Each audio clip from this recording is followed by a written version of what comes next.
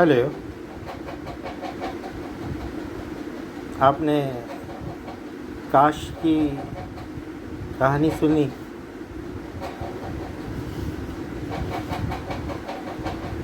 काश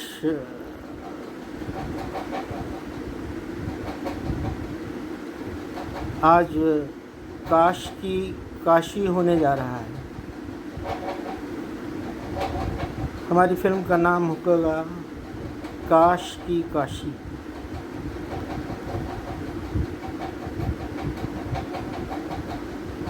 विराट अगले दिन फ़्लाइट लेता है बॉम्बे के लिए।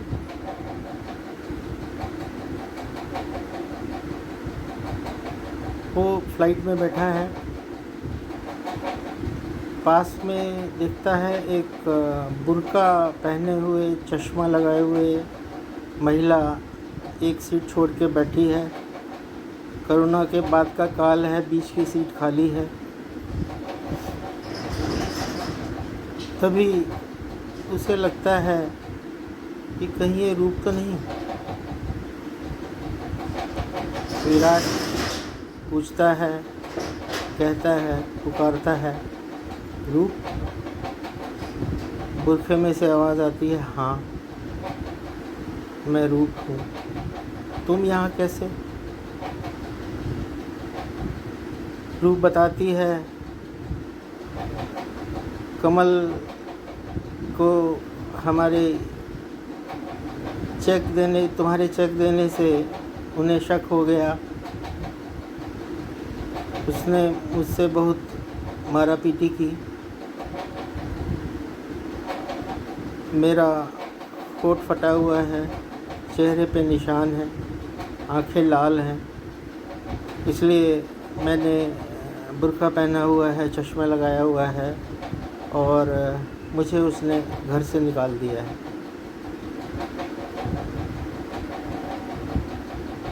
विराट सोच में पड़ जाता है और कहता है, भागती फिरती दुनिया जब तलब करते थे हम, आके कदमों पर गिरी जब से हमने छोड़ दी। वो रूप को कहता है, मैं बहुत आगे निकल चुका हूँ, अब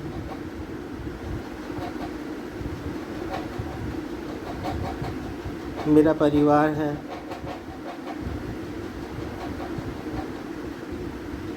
तो तुम मेरी रुक्मणी नहीं बन सकती, हाँ राधा बन सकती हो। तभी अनाउंसमेंट होती है कि we are touching down Jaipur for the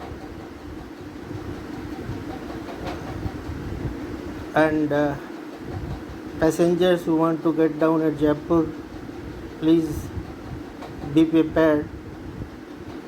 और वो दोनों बम्बई जाने के बजाय जयपुर में ही उतर जाते हैं। जयपुर से वो दोनों बनारस की फ़्लाइट लेते हैं और शाम को गंगा आरती के बाद गंगा घाट पर बैठे हैं। शाम का गोधूली हो चुकी है और रात का वो है, गंगा प्रवाह कर रही है कलकल ध्वनि से। तभी विराट आह्वान करता है, हे कृष्ण, कहाँ हो? तुमसे बड़ा तो कंसल्टेंट इस संसार में कोई नहीं।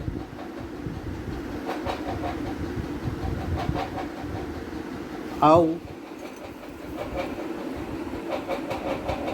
और हे शिव, मैं आपकी शरण में आया हूँ, मुझे राह दिखाओ।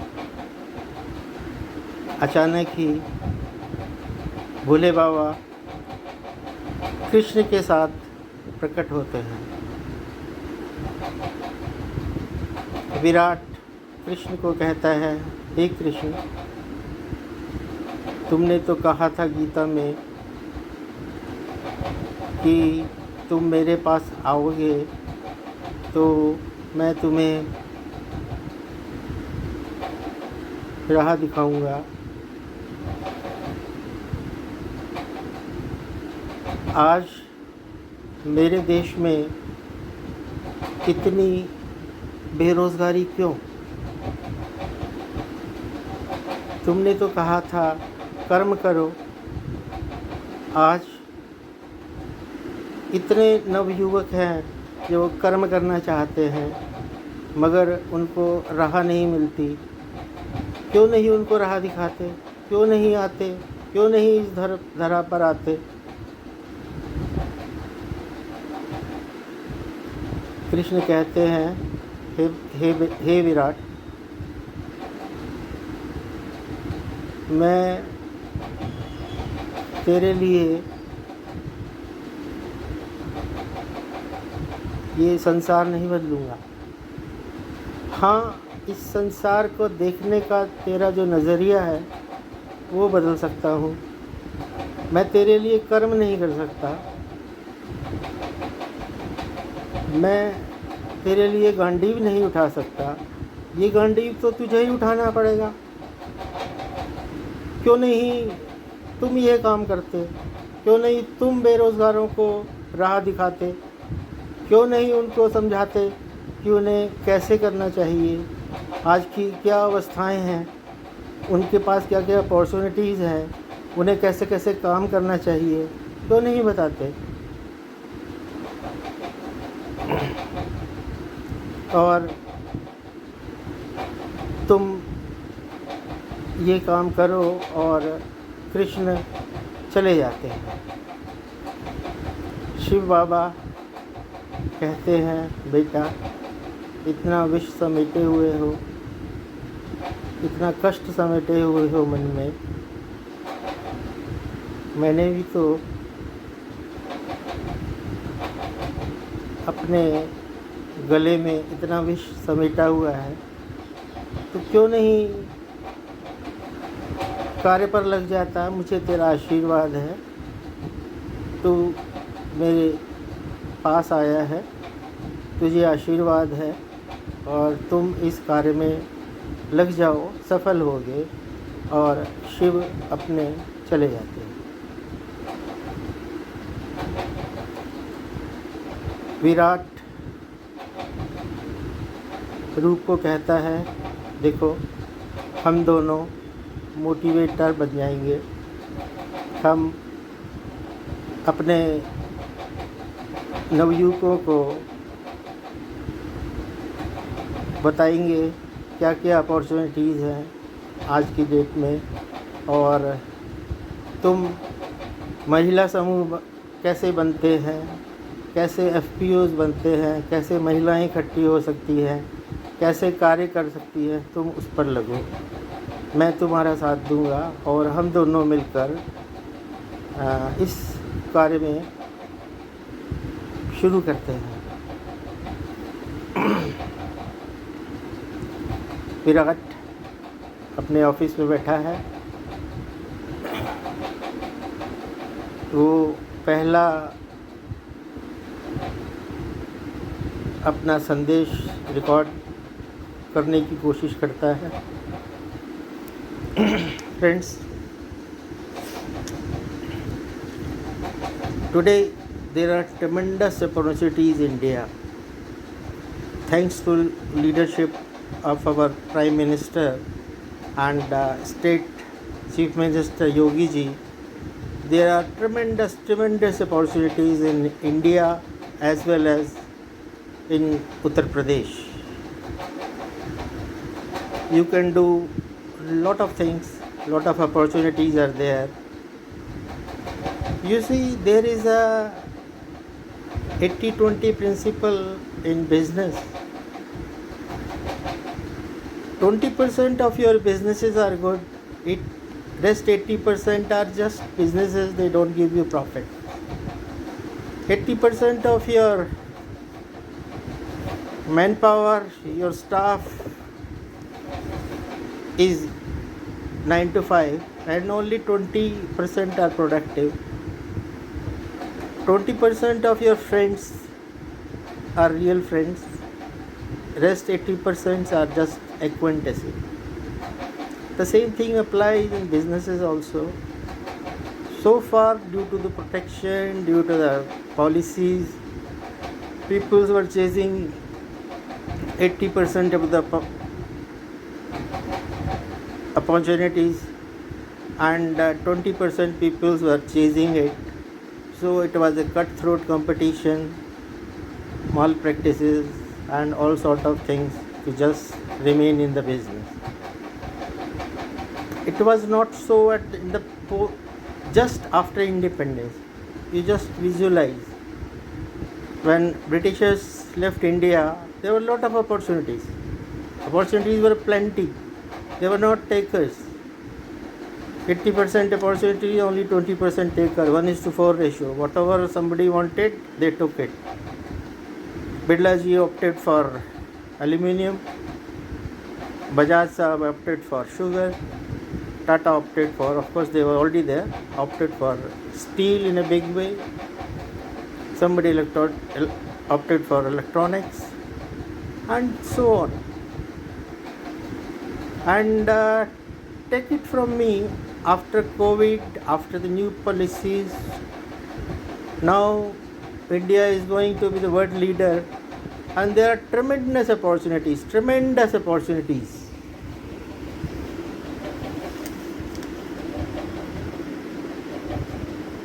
You will say, what are the opportunities available? Opportunities available in agriculture. You can opt for modern agricultural practices combined with fisheries. There are opportunities in electric vehicles, electric mobility, battery swapping, mobility, solar.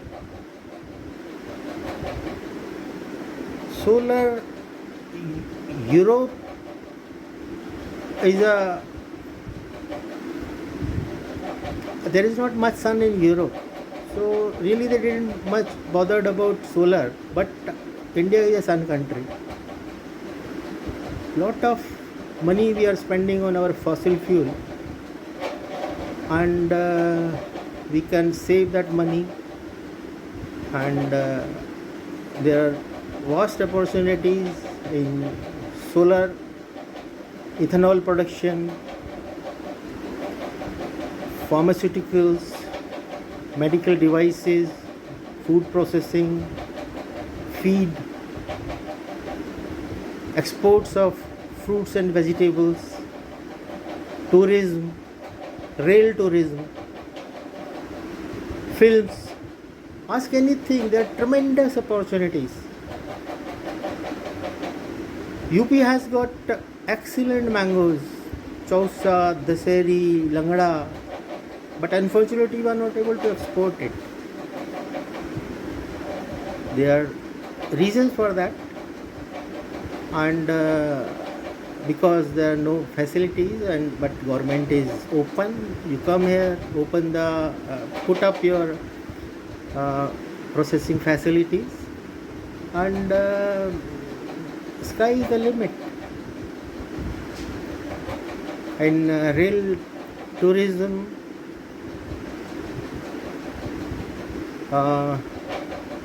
railways has opened partially tourist circuits, which can be done in private sector. There are ample opportunities. There are ample opportunities for filmmaking. UP has got a very clear-cut film policy. They give incentives. They have got excellent places to shoot. They are all spiritual destination, rivers, jungles, hills, whatever you want. It has got everything to offer. Ask anything. There are possibilities. So this was his first presentation. Then they go to Lucknow. They meet peoples there. Peoples are very receptive. There are very good facilities available. Peoples are receptive. Government is cooperative, and their journey starts. One day, Virat is giving a presentation to young boys, and a boy asked, sir आप इतना ज्ञान झाड़ते हो, आप क्यों नहीं कर लेते ये काम? So Virat tells him a interesting story. देखो, एक बाड़ा था, गायों का बाड़ा था. उसमें एक तरफ गायें थी, दूसरी तरफ बैल, सांड, जो भी कहीं आप थे.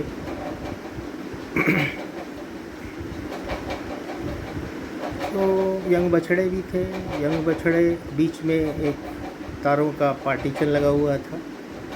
यंग बछड़े ज़रा दूसरी तरफ झांकते थे, जाना चाहते थे, मगर कुछ कर नहीं पाते थे.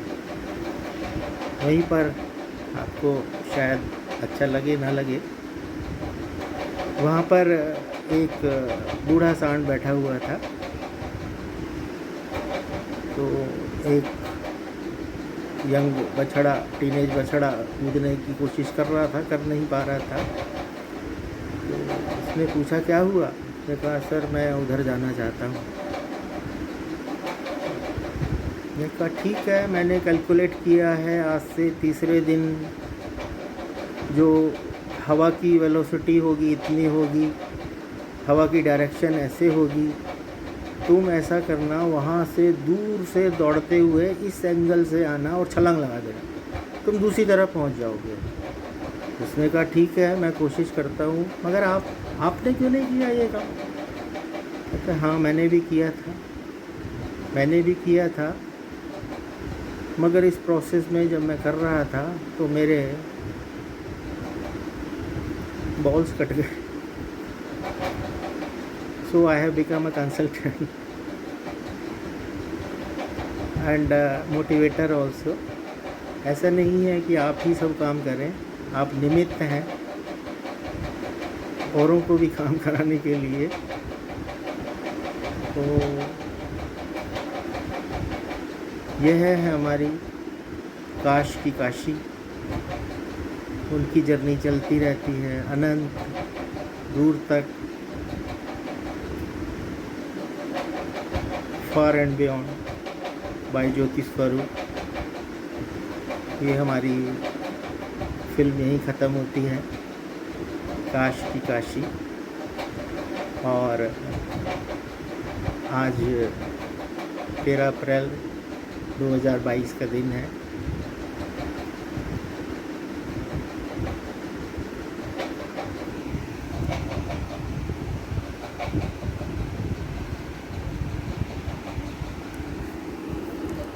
This is Jyoti Swaroop signing off.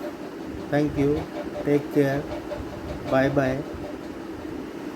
I hope Kash ki Kashi will be a success and a motivation for our youth who wants to do something in their life and are struggling, and is a small effort in this direction.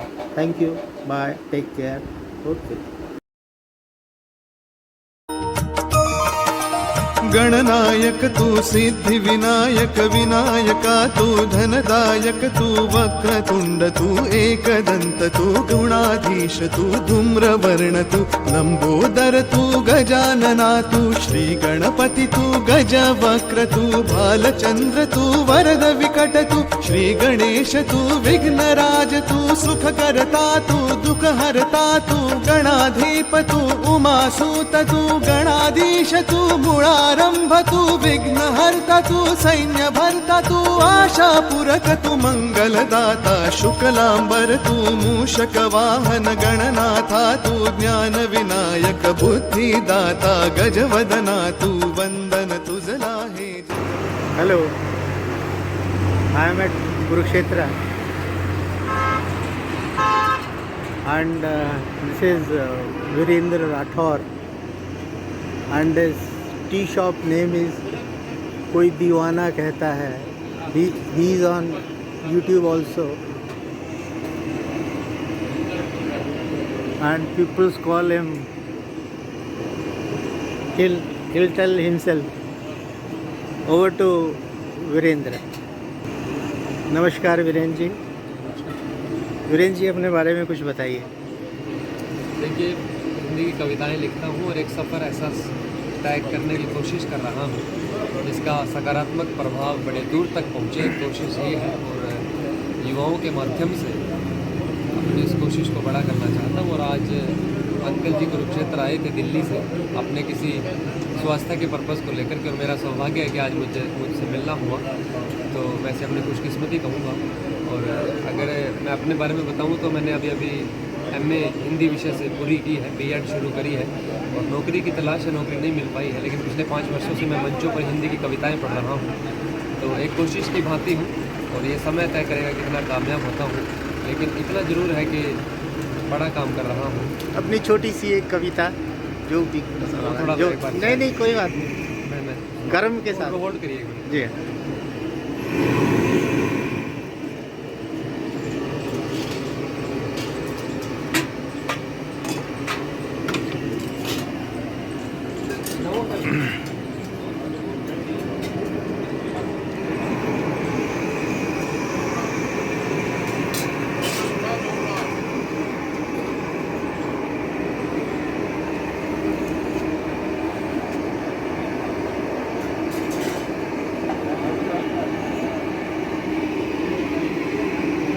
कोई बात नहीं, आप बनाते सुनाइए. नहीं, एक minute रुको, यूँ मेरी कविता का मजा नहीं है. अरे मज़ा तो इसी में है. ना ऐसे मजा नहीं है, मैं सुनाऊंगा लेकिन थोड़ा पॉज कर लीजिए फिलहाल. ऐसे मेरी कविता भी थोड़ा नाराज़ हो जाएगी ना. वीरेंद्र जी का कहना है कि कविता बुरा मान जाएगी, तो मैं यहाँ विश्राम देता हूँ और अभी दूसरी कविताएं सुनाएंगे, तो वो मैं दूसरे वीडियो में डालता हूँ. दिस इज़ ज्योति स्वरूप साइनिंग ऑफ फ्रॉम ब्रह्म सरोवर कुरुक्षेत्र. आज रामनवमी का पावन दिन है. Take care, bye bye, thank you. आज रामनवमी है तो आज भगवान श्री राम ने तो सुनाए. ज्योति स्वरूप. ज्योतिश्वरम. ज्योति स्वरूप. ज्योतिश्वरम, क्या बात है. हमारे यहाँ जो आश्रम में जहाँ चाय की दुकान है हमारी, उन्होंने जो महाराज जी हैं उनका नाम है ब्रह्म स्वरूप. गुड मॉर्निंग, दिस इज ज्योति स्वरूप एट ब्रह्म सरोवर. आपको एक नए कलाकार से मिलवाने जा रहा हूँ, Virendra ji. Virendra ji, over to you. जी, बहुत शुक्रिया सर. और सुनने वाले तमाम महनीय लोगों को मैं वीरेंद्र हिंदी की कविता की ओर से प्रणाम करता हूँ, नमस्कार करता हूँ. और आज मेरे लिए बहुत बड़े हर्ष का विषय है कि आज एक तो रामनवमी का पर्व है जो हमारे हिंदुस्तान के लिए कहीं ना कहीं गर्व का विषय है, और दूसरा मेरे लिए हर्ष का विषय ये है कि आज श्रीमान ज्योति स्वरूप जी अरे मैं बड़ा तुच्छ प्राणी हूँ. आज के समय में जहाँ युवा कहीं और ही व्यस्त रहते हैं, ऐसे में मेरा सौभाग्य है कि मेरे दिन की शुरुआत आज इनके मिलन के साथ हो रही है. तो मेरे लिए रामनवमी का ये पावन अवसर और ज़्यादा पावन हो गया है. तो जैसा कि सर ने बताया कि मैं कविता के क्षेत्र से आता हूँ, तो ब्रह्म सरोवर का पावन तट है जहाँ इस वक्त हम बैठे हैं और आज रामनवमी का मौका है. तो मैंने पिछले दिनों भगवान श्री राम को समर्पित एक गीत लिखा था, क्योंकि भगवान श्री राम एक ऐसे व्यक्तित्व हैं जो धैर्य के प्रतीक हैं, स्नेह के प्रतीक हैं, और उनके प्रभाव से पूरी दुनिया कहीं ना कहीं प्रभावित रही है. हम जैसे बच्चे भी प्रभावित रहे हैं. तो मैं साहित्य का विद्यार्थी होने के नाते उन पर कुछ एक शब्द मैंने कोशिश की है, क्योंकि बहुत विराट व्यक्तित्व हैं, उनको शब्दों में बांध पाना बड़ा मुश्किल है, लेकिन मैंने कोशिश की एक छोटा सा गीत उनके लिए लिखने की कोशिश की है. और जितने भी तमाम साथी सुन रहे हैं, अगर बात आप तक पहुँचे सुनिए कि राम सद्भाव है, राम ही प्रभाव है, राम सद्भाव है, राम ही प्रभाव है, राम बिन ये जिंदगी जैसे कोई अभाव है, राम सद्भाव है, राम ही प्रभाव है. और रामनवमी का मौका है तब ये गीत पढ़ रहा हूँ. राम सद्भाव है, राम ही प्रभाव है, राम बिन ये जिंदगी जैसे कोई अभाव है, राम बिन ये जिंदगी जैसे कोई अभाव है। पंक्ति सुनिएगा। चैत माह की तिथि खुशियाँ अनेक लाई थी, पुण्य सरयू के जल की भी आँख भर आई थी। सुंदर सलोने से नटखट से लल्ला आए हैं, संग अपने शौर्य धैर्य प्रताप खूब लाए हैं। इस धरा से व्योम तक, इस धरा से व्योम तक सरल सा एक स्वभाव है, राम बिन ये जिंदगी जैसे कोई अभाव है।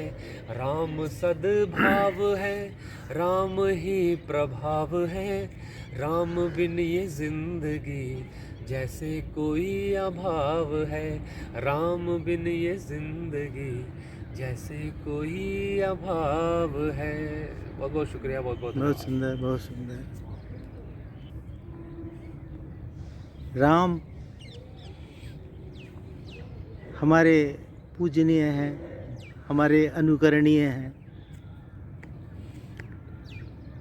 As a project manager I must say, इस धरा पर आज से बड़ा कोई, राम से बड़ा प्रोजेक्ट मैनेजर नहीं हुआ।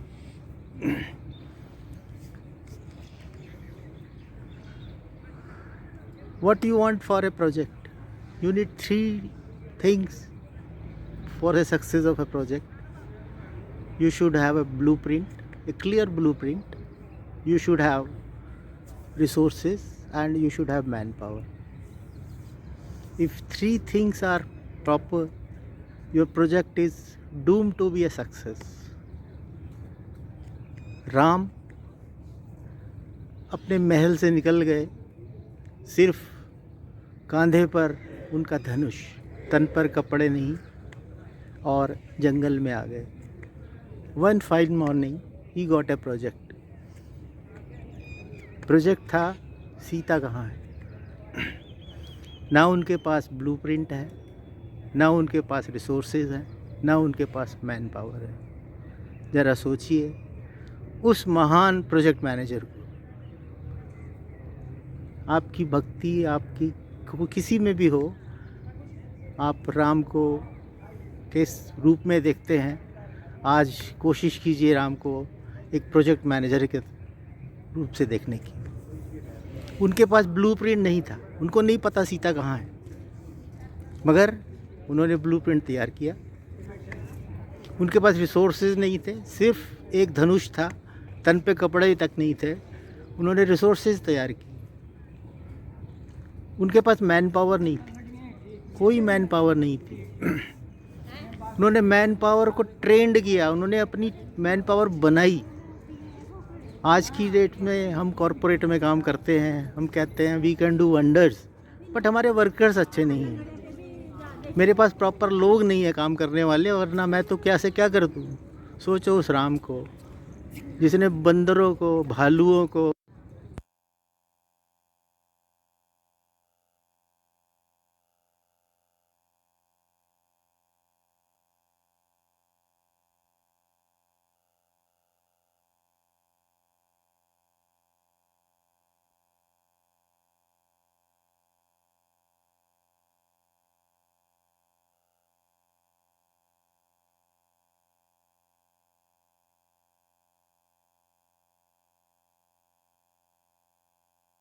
वीडियो बन गई।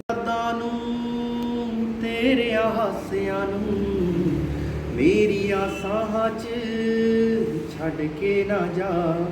हाँ तेरिया गल्लां नूं, तेरे हासियां नूं मेरी राहां च छड़ के ना जा।